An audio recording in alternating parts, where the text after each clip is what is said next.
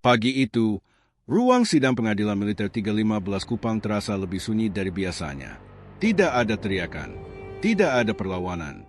Hanya tatapan kosong, napas tertahan, dan detik-detik yang terasa berjalan terlalu lambat. Seorang prajurit muda telah kehilangan nyawanya. Namanya Prada Laki Namo. Dan hari ini, 22 orang terdakwa duduk berjajar, menunggu keadilan menentukan arah hidup mereka. Di bangku depan, seorang ibu menggenggam harapan terakhir. Bukan untuk membalas dendam, tetapi untuk memastikan bahwa kematian anaknya tidak dihapus oleh alasan, jabatan, atau seragam. Replik telah dibacakan. Duplik menjadi kata terakhir. Dan palu hakim bersiap diketukkan. Inilah kisah tentang kekuasaan, disiplin, dan batas kemanusiaan. Inilah sidang yang menguji keberanian hukum untuk berdiri tegak. Inilah cerita di balik tewasnya Prada Laki Namo. Pagi itu, Senin, 29 Desember, udara di kota Kupang terasa lebih panas dari biasanya. Matahari belum sepenuhnya naik ketika halaman pengadilan militer 315 Kupang, yang terletak di kawasan Kelapa Lima, sudah dipadati aparat berseragam lengkap. Sejumlah polisi militer berjaga berlapis di pintu masuk, sementara kendaraan taktis terparkir rapi di sisi gedung. Hari itu bukan hari biasa. Sidang lanjutan kasus tewasnya Prada Laki Namo kembali digelar, memasuki babak yang dianggap krusial, pembacaan duplik oleh para terdakwa. Di dalam ruang sidang utama, suasana terasa dingin meski pendingin ruangan bekerja maksimal. Majelis hakim yang dipimpin Letkol CHK Arif Pratama bersiap membuka persidangan. Di sisi kanan ruang sidang, bangku para terdakwa telah terisi. Sebanyak 22 prajurit yang berstatus terdakwa duduk berjajar, mengenakan pakaian tahanan militer, wajah mereka tampak tegang. Beberapa menunduk, sebagian lainnya menatap lurus ke depan tanpa ekspresi. Di barisan depan pengunjung, tampak Maria Namo, ibu dari almarhum Prada Laki Namo. Ia duduk diam, mengenakan pakaian hitam sederhana. Tangannya menggenggam tas kecil yang terlihat sudah usang, sementara matanya sesekali memandang ke arah kursi para terdakwa. Sejak awal persidangan digelar berbulan-bulan lalu, Maria tak pernah absen. Setiap sidang adalah perjuangan batin baginya, mengulang kembali kisah tragis yang merenggut nyawa anak semata wayangnya. Tepat pukul 9 WITA, palu diketukkan. Sidang resmi dibuka. Agenda hari itu adalah pembacaan duplik, yaitu tanggapan akhir para terdakwa atas replik auditur militer yang telah dibacakan pada sidang sebelumnya, Selasa, 23 Desember. Dalam replik tersebut, auditur militer Mayor CHK Randy Mahendra secara tegas menolak seluruh isi nota pembelaan para terdakwa. Ia bersikukuh bahwa tuntutan pidana yang diajukan sudah disusun berdasarkan fakta persidangan, keterangan saksi, hasil visum, serta rangkaian peristiwa yang terungkap selama proses hukum berjalan. Pernyataan auditur kala itu masih terasa menggema di benak banyak orang. Dengan suara datar namun tajam, Mayor Randy menyebut bahwa kematian Prada Laki Namo bukanlah kecelakaan, apalagi kesalahpahaman semata. Menurutnya, terdapat rangkaian tindakan kekerasan yang dilakukan secara berulang dan melampaui batas disiplin militer, hingga berujung pada hilangnya nyawa seorang prajurit muda yang seharusnya dilindungi oleh senior-seniornya. Kini, semua mata tertuju pada para terdakwa. Duplik menjadi kesempatan terakhir bagi mereka untuk membantah, meluruskan, atau mempertahankan argumen pembelaan sebelum majelis hakim menutup rangkaian persidangan dan masuk ke tahap musyawarah putusan. Karena jumlah terdakwa yang mencapai 22 orang, majelis hakim memutuskan sidang digelar dalam 3 tahapan dalam 1 hari. Keputusan itu diambil untuk memastikan seluruh duplik dapat dibacakan tanpa menunda jadwal persidangan berikutnya. Artinya, hari ini akan menjadi sidang maraton, panjang dan melelahkan, baik bagi majelis hakim, para terdakwa, maupun keluarga korban. Saat nama terdakwa pertama dipanggil untuk membacakan duplik, ruang sidang kembali sunyi. Hanya suara lembaran kertas yang dibuka terdengar jelas. Setiap kata yang akan diucapkan hari itu bukan sekadar rangkaian kalimat hukum, melainkan penentu arah nasib puluhan orang, dan jawaban atas satu pertanyaan besar yang terus menghantui keluarga korban. Apakah keadilan benar-benar akan ditegakkan? Di luar gedung pengadilan, sejumlah wartawan telah bersiap. Kamera dan alat perekam diarahkan ke pintu utama, menunggu setiap perkembangan sidang. Kasus Prada Laki Namo telah menarik perhatian luas, bukan hanya di Nusa Tenggara Timur, tetapi juga secara nasional. Banyak pihak menilai, Sidang ini menjadi ujian serius bagi transparansi dan keberanian peradilan militer dalam mengungkap kebenaran di balik kematian seorang prajurit muda. Sementara itu, di dalam ruang sidang, Maria Namo menutup mata sejenak. Ia menarik napas panjang, mencoba menguatkan diri. Hari ini baru permulaan dari babak akhir. Dan ia tahu, apapun yang akan terungkap dalam duplik para terdakwa, luka di hatinya tak akan pernah benar-benar sembuh. Sidang hari itu baru saja dimulai. Namun sejak palu pertama diketukan, jelas terasa bahwa ini bukan sekadar sidang lanjutan, ini adalah hari penentuan. Ruang sidang Pengadilan Militer 315 Kupang kembali dipenuhi suasana tegang ketika majelis hakim memberi kesempatan kepada para terdakwa untuk menyampaikan duplik. Namun, sebelum satu kata pun dibacakan, bayang-bayang replik auditor militer seakan masih menggantung di udara. Pernyataan tegas yang disampaikan Mayor CHK Randy Mahendra pada sidang sebelumnya menjadi tekanan psikologis yang nyata bagi setiap terdakwa yang kini duduk berjajar di hadapan majelis. Replik itu tidak hanya menolak pembelaan, tetapi juga meruntuhkan satu persatu argumen yang sebelumnya disampaikan para penasihat hukum. Auditor menyebut bahwa seluruh rangkaian peristiwa yang berujung pada tewasnya Pradalaki Namo telah terungkap jelas dalam persidangan. Tidak ada celah kebetulan. Tidak ada ruang untuk menyebutnya sebagai kecelakaan semata. Ketika Letkol CHK Arif Pratama, Ketua Majelis Hakim, mempersilakan terdakwa pertama membacakan duplik, suasana ruang sidang mendadak sunyi. Seorang prajurit berpangkat rendah berdiri perlahan. Tangannya terlihat sedikit bergetar saat memegang naskah duplik. Suaranya pelan, namun cukup jelas terdengar oleh semua yang hadir. Ia memulai dengan membantah kesimpulan auditor yang menyebut adanya kekerasan sistematis. Menurutnya, apa yang terjadi hanyalah bentuk pendisiplinan yang berlebihan tanpa niat menghilangkan nyawa. Kalimat itu sontak membuat beberapa pengunjung saling berpandangan. Di bangku depan, Maria Namo menundukkan kepala. Kata-kata tersebut bukan hal baru baginya. Ia telah mendengarnya berulang kali sejak awal sidang. Namun setiap kali diucapkan, rasanya tetap sama, menusuk dan menyakitkan. Duplik demi duplik dibacakan dengan pola serupa. Sebagian besar terdakwa menegaskan bahwa mereka hanya mengikuti perintah atasan. Ada pula yang menyebut situasi saat itu berlangsung cepat dan di luar kendali. Beberapa terdakwa bahkan menyinggung tekanan psikologis sebagai prajurit muda yang berada dalam kultur hierarki ketat. Namun, setiap argumen tersebut seolah berhadapan langsung dengan replik auditor yang telah menyatakan bahwa ketaatan terhadap perintah tidak dapat dijadikan pembenaran jika perintah tersebut jelas melanggar hukum dan kemanusiaan. Fakta persidangan, menurut auditor, menunjukkan bahwa kekerasan dilakukan berulang kali, dalam kondisi korban sudah tidak berdaya. Majelis hakim mendengarkan dengan seksama. Letkol CHK Arif Pratama sesekali menunduk, mencatat poin-poin penting. Ekspresinya tetap datar, profesional, tanpa menunjukkan keberpihakan.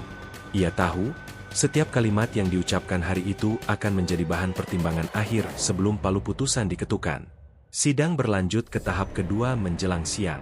Waktu istirahat diberikan singkat. Para terdakwa kembali ke kursi masing-masing, sementara keluarga korban memilih tetap berada di dalam ruang sidang. Maria Namo tampak memejamkan mata, menggenggam rosario kecil di tangannya. Bibirnya bergerak pelan, seolah melafalkan doa tanpa suara. Ketika sidang dilanjutkan, nada pembacaan duplik mulai berubah. Beberapa terdakwa terdengar lebih emosional. Ada yang meninggikan suara, menekankan bahwa mereka juga manusia yang memiliki keluarga dan masa depan. Mereka meminta majelis hakim mempertimbangkan pengabdian mereka sebagai prajurit dan penyesalan yang telah disampaikan. Namun, di sisi lain ruang sidang, nama Pradalaki Namo kembali disebut. Seorang prajurit muda yang masa depannya terhenti selamanya. Tidak ada kesempatan baginya untuk membacakan pembelaan. Tidak ada kesempatan kedua. Ketegangan memuncak ketika salah satu penasihat hukum terdakwa menegaskan bahwa tuntutan auditor dianggap terlalu berat. Pernyataan itu langsung dicatat oleh majelis hakim tanpa tanggapan. Sikap diam itu justru terasa lebih berat daripada bantahan. Di luar gedung, cuaca Kupang semakin terik. Namun, panas matahari seolah tak sebanding dengan tekanan di dalam ruang sidang. Wartawan terus menunggu, mencatat setiap detail, menyadari bahwa sidang duplik ini akan menjadi fondasi kuat menuju putusan akhir. Menjelang sore, tahapan kedua selesai. Wajah-wajah lelah terlihat jelas, baik di pihak terdakwa, majelis hakim, maupun keluarga korban. Namun, sidang belum usai. Masih ada tahap terakhir yang harus dijalani hari itu. Bagi Maria Namo, setiap detik persidangan terasa panjang. Ia tahu, duplik ini adalah upaya terakhir para terdakwa untuk mengubah arah tuntutan. Namun di dalam hatinya, satu keyakinan terus ia pegang. Fakta tidak bisa dihapus oleh kata-kata. Sidang hari itu terus berjalan, perlahan tapi pasti mendekati titik di mana tidak ada lagi bantahan yang bisa diajukan. Dan semakin lama duplik dibacakan, semakin jelas bahwa perkara ini telah memasuki fase paling menentukan dalam perjalanan mencari keadilan bagi Prada Laki Namo. Memasuki tahap ketiga sidang duplik di Pengadilan Militer 315 Kupang, suasana ruang sidang semakin berat. Waktu telah menunjukkan lewat pukul 3 sore. Udara dingin dari pendingin ruangan tidak lagi mampu meredam rasa lelah yang menyelimuti semua yang hadir. Wajah para terdakwa tampak pucat, sebagian besar mata mereka memerah, bukan hanya karena kelelahan, tetapi juga tekanan psikologis yang semakin terasa. Letkol CHK Arif Pratama, Ketua Majelis Hakim, kembali membuka persidangan dengan ketukan palu yang terdengar lebih keras dari sebelumnya. Suaranya tegas saat mengingatkan bahwa sidang telah memasuki kesempatan terakhir bagi para terdakwa untuk menyampaikan duplik. Tidak akan ada ruang lagi untuk klarifikasi setelah ini. Seorang terdakwa berdiri. Suaranya kali ini bergetar sejak kalimat pertama. Ia mengaku menyesal atas apa yang terjadi, namun kembali menegaskan bahwa dirinya tidak pernah berniat melukai, apalagi menghilangkan nyawa Prada Laki Namo. Kata, menyesal, diulang berkali-kali, seolah ingin menembus dinding formalitas hukum yang kokoh di hadapannya. Di bangku pengunjung, Maria Namo mendongak. Matanya berkaca-kaca. Ia mendengar kata penyesalan itu bukan untuk pertama kalinya. Namun, dalam benaknya, satu pertanyaan terus bergema. Jika benar menyesal, mengapa kekerasan itu terus terjadi hingga anaknya tak bernyawa? Beberapa duplik berikutnya dibacakan dengan nada lebih tinggi. Ada terdakwa yang mulai berbicara tanpa melihat naskah, menatap langsung ke arah majelis hakim. Ia menyebut tekanan sistem, budaya senioritas, dan rasa takut sebagai prajurit muda. Ia menyatakan bahwa menolak perintah atasan bukanlah pilihan yang mudah dalam struktur militer. Pernyataan itu membuat ruang sidang bergolak secara emosional. Sejumlah pengunjung tampak menggelengkan kepala. Namun, Mayor CHK Randy Mahendra, auditor militer, tetap duduk tenang. Wajahnya datar. Ia mencatat setiap pernyataan, seolah telah memprediksi arah pembelaan yang kembali berputar pada alasan yang sama. Majelis hakim beberapa kali mengingatkan agar terdakwa tetap fokus pada substansi duplik dan tidak mengulang isi pledau. Peringatan itu menjadi tanda bahwa waktu semakin terbatas. Namun, para terdakwa tetap memanfaatkan setiap menit yang tersisa, menyadari bahwa ini adalah panggung terakhir mereka sebelum putusan dijatuhkan. Ketegangan mencapai puncaknya ketika salah satu terdakwa menyebut bahwa kematian Prada Laki Namo adalah akibat dari rangkaian kesalahan bersama. Kalimat itu terdengar datar, tetapi dampaknya langsung terasa. Maria Namo menutup wajahnya dengan kedua tangan. Bahunya bergetar. Seorang kerabat di sampingnya merangkul erat, berusaha menenangkan. Ruangan mendadak hening. Bahkan suara pena yang menari di atas kertas terdengar jelas.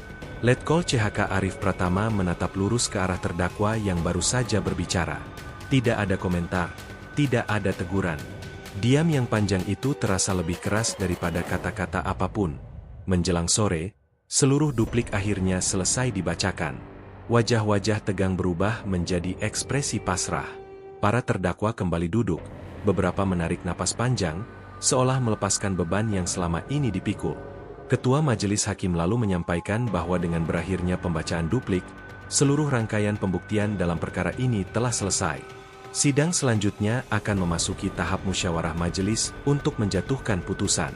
Tidak ada tanggal yang disebutkan secara pasti, namun semua pihak memahami bahwa hari penentuan semakin dekat. Di luar gedung pengadilan, langit Kupang mulai berubah warna. Matahari perlahan tenggelam di ufuk barat, meninggalkan semburat jingga yang redup. Wartawan kembali bergerak, mengirimkan laporan terbaru. Nama Prada Laki Namo kembali memenuhi pemberitaan. Bagi Maria Namo, sidang hari itu terasa seperti mengulang duka yang sama berkali-kali. Namun di balik rasa lelah dan sakit yang tak terucap, ia tetap bertahan. Ia tahu, kehadirannya di setiap sidang adalah bentuk terakhir dari perjuangan seorang ibu. Sidang hari itu ditutup tanpa sorak, tanpa reaksi berlebihan. Semua orang meninggalkan ruang sidang dengan perasaan berat. Tidak ada lagi bantahan, tidak ada lagi pembelaan. Yang tersisa hanyalah fakta, catatan hakim, dan harapan akan keadilan. Dan di titik itulah, perkara tewasnya Prada Lakinamo benar-benar memasuki babak akhir, babak di mana kata-kata tak lagi berkuasa, dan keputusan hukum akan segera berbicara. Hari-hari setelah sidang duplik di Pengadilan Militer 315 Kupang berjalan dengan suasana yang berbeda. Gedung pengadilan yang biasanya lengang kini kembali ramai. Wartawan dari berbagai media nasional silih berganti datang, berdiri di bawah terik matahari Kupang, menunggu setiap informasi terbaru terkait kasus tewasnya Prada Lakinamo. Di dalam gedung, Letkol CHK Arif Pratama bersama anggota majelis hakim mulai memasuki tahap yang paling sunyi namun menentukan, musyawarah majelis. Tidak ada kamera, tidak ada mikrofon, hanya berkas-berkas tebal berisi fakta persidangan, keterangan saksi, hasil visum, serta tuntutan dan pembelaan yang telah dibacakan. Sementara itu, di luar ruang sidang, tekanan publik semakin terasa. Kasus ini tidak lagi dipandang sebagai perkara internal militer semata. Bagi banyak pihak, ini adalah ujian nyata bagi komitmen peradilan militer dalam menegakkan hukum secara adil dan transparan. Maria Namo kembali datang ke pengadilan meski tidak ada sidang terbuka hari itu. Ia duduk di bangku luar, menatap pintu ruang sidang yang tertutup rapat. Wajahnya terlihat letih, namun tekadnya belum padam. Sejak duplik dibacakan, malam-malamnya semakin sulit dilewati. Setiap ingatan tentang anaknya datang silih berganti, bercampur dengan bayangan ruang sidang yang dingin dan kata-kata pembelaan yang belum bisa ia terima. Di sisi lain, Mayor CHK Randy Mahendra, auditor militer, juga terlihat beberapa kali memasuki gedung pengadilan. Ia membawa map-map tebal, memastikan seluruh tuntutan dan argumentasi hukum telah tersusun rapi. Bagi auditor, perkara ini bukan sekadar soal menjatuhkan hukuman, tetapi tentang menjaga marwah hukum dan disiplin militer.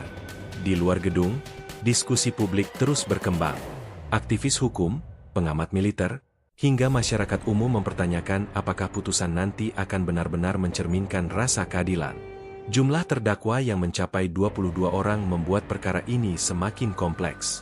Namun, publik juga menuntut agar kompleksitas itu tidak dijadikan alasan untuk melemahkan pertanggungjawaban hukum.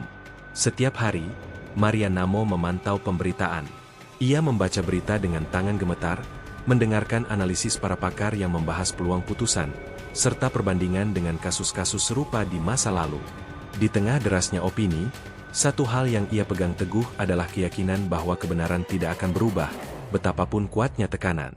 Ketegangan memuncak ketika beredar kabar bahwa putusan akan segera dibacakan. Informasi itu menyebar cepat, membuat suasana di sekitar Pengadilan Militer 315 Kupang kembali ramai. Aparat keamanan bersiap seperti hari sidang sebelumnya. Barikade dipasang, penjagaan diperketat, majelis hakim tetap bungkam. Tidak ada pernyataan resmi, tidak ada bocoran. Sikap itu justru membuat publik semakin menunggu dengan cemas. Bagi para terdakwa, masa penantian ini menjadi ujian mental yang berat. Di balik tembok rumah tahanan militer, mereka hanya bisa menunggu. Tidak ada lagi kesempatan berbicara. Semua yang bisa dikatakan telah dituangkan dalam duplik. Kini, nasib mereka sepenuhnya berada di tangan majelis hakim. Menjelang hari pembacaan putusan, langit Kupang kembali mendung. Hujan tipis turun, membasahi halaman pengadilan. Maria Namo berdiri di bawah kanopi kecil, memandangi gedung tempat keadilan akan diputuskan. Ia menarik napas panjang. Ia tahu, apapun hasilnya, hari itu akan menjadi hari yang tidak akan pernah ia lupakan. Kasus Prada Lakinamo telah melampaui ruang sidang. Ia telah menjadi cermin bagi sistem, bagi institusi, dan bagi publik. Pertanyaannya kini bukan hanya tentang siapa yang bersalah, tetapi sejauh mana hukum berani berdiri di atas semua kepentingan. Dan di balik pintu ruang musyawarah majelis hakim, keputusan itu sedang dirangkai, kata demi kata, menunggu saatnya diumumkan kepada dunia. Pagi itu, halaman Pengadilan Militer 315 Kupang kembali dipenuhi aparat bersenjata lengkap. Langit Kupang tampak mendung, seolah ikut menanggung beban hari yang akan menentukan nasib banyak orang. Di balik pagar besi, wartawan sudah bersiap sejak subuh. Kamera diarahkan ke pintu utama. Hari itu, putusan perkara tewasnya Pradalaki Namo akan dibacakan. Di dalam ruang sidang, suasana jauh lebih sunyi dibanding hari-hari sebelumnya. Tidak ada lagi pembelaan, tidak ada lagi bantahan. Semua telah selesai. Yang tersisa hanyalah keputusan majelis hakim. Letkol CHK Arif Pratama memasuki ruang sidang bersama anggota majelis. Wajahnya tetap datar, profesional, tanpa ekspresi yang bisa dibaca. Ketika palu diketukkan, semua yang hadir berdiri. Detik-detik terasa berjalan lambat. Para terdakwa duduk berjajar di sisi kanan ruang sidang. Wajah-wajah yang sebelumnya keras kini tampak lelah dan pasrah. Tidak ada lagi kertas di tangan mereka. Tidak ada lagi kata yang bisa disampaikan.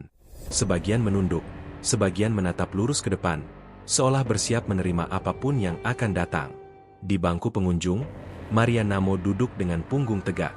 Tangannya menggenggam erat rosario kecil yang tak pernah lepas sejak awal persidangan. Napasnya teratur, meski dadanya terasa sesak. Hari ini, ia tidak datang untuk mendengar pembelaan. Ia datang untuk mendengar keputusan atas nyawa anaknya. Ketua Majelis Hakim mulai membacakan amar putusan. Suaranya tenang, terukur, tanpa nada emosional. Satu persatu pertimbangan hukum disampaikan. Fakta persidangan kembali diulas. Keterangan saksi, hasil visum, rangkaian tindakan yang dilakukan terhadap Pradalaki Namo, serta peran masing-masing terdakwa. Setiap kalimat terasa seperti ketukan di dada. Ruang sidang begitu sunyi hingga suara halaman putusan yang dibalik terdengar jelas. Majelis hakim menegaskan bahwa disiplin militer tidak boleh dijadikan dalih untuk membenarkan kekerasan. Bahwa perintah atasan tidak menghapus tanggung jawab pribadi ketika perintah itu melanggar hukum dan kemanusiaan. Bahwa hilangnya nyawa seorang prajurit muda adalah kegagalan yang tidak bisa ditoleransi. Ketika vonis dijatuhkan, reaksi di ruang sidang beragam. Beberapa terdakwa terlihat terkejut. Sebagian lainnya menutup wajah dengan kedua tangan.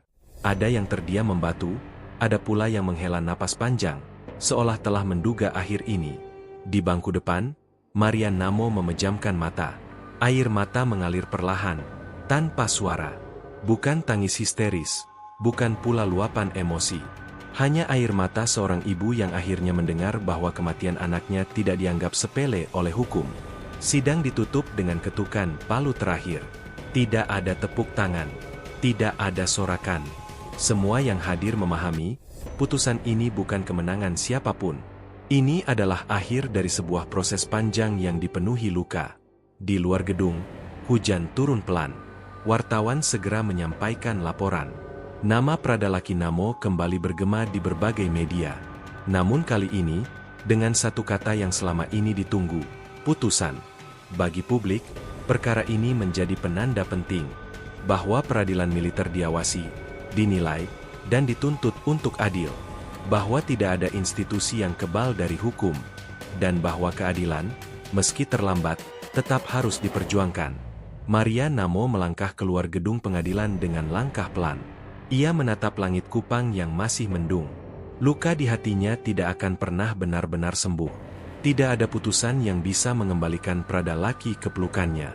Namun hari itu, ia membawa satu hal pulang. Keyakinan bahwa nama anaknya tidak dihapus begitu saja. Bahwa kematiannya diakui, dicatat, dan dipertanggungjawabkan. Kasus Pradalaki Namo telah selesai di ruang sidang. Tetapi gema pertanyaannya akan terus hidup. Apakah keadilan akan selalu berdiri tegak, bahkan ketika yang diadili adalah institusi bersenjata? Hari itu, Pengadilan Militer 315 Kupang telah memberikan jawabannya.